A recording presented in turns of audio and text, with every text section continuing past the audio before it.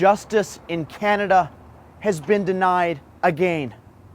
Less than 2 years ago, not far from this very spot in Chilliwack, BC, an innocent life was stolen. Doug Presseau, a 46-year-old Good Samaritan, had rushed to the aid of a woman lying seriously injured on the ground. Moments later, completely unprovoked, he was brutally and mercilessly attacked by an unknown assailant, stabbed viciously over and over again 14 times, including once in the heart, killing him. The attacker was later arrested and identified as 35-year-old Kirkland Joseph Russell, an individual known to police with over 50 prior convictions, including 8 with a knife.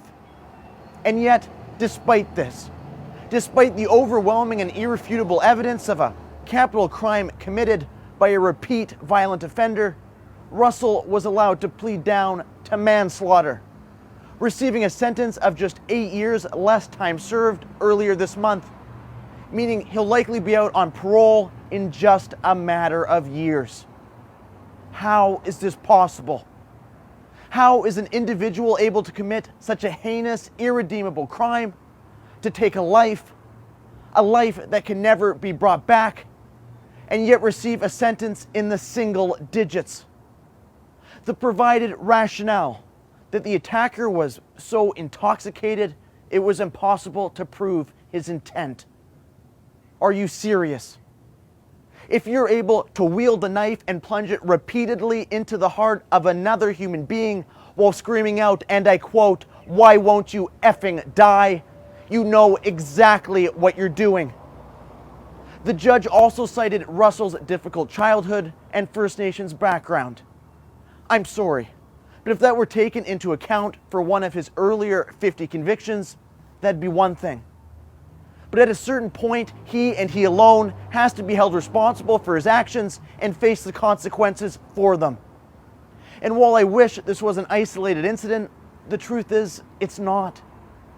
Every month, every week, there's a new story concerning the miscarriage of justice in this country.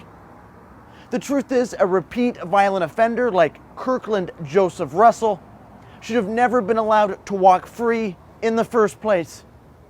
And yet, in just a handful of years, he will be free again. How many more innocent people have to die before our politicians wake up and put animals like this away for life?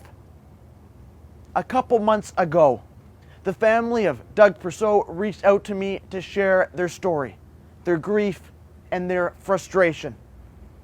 I would like to leave you with an excerpt from the family's statement.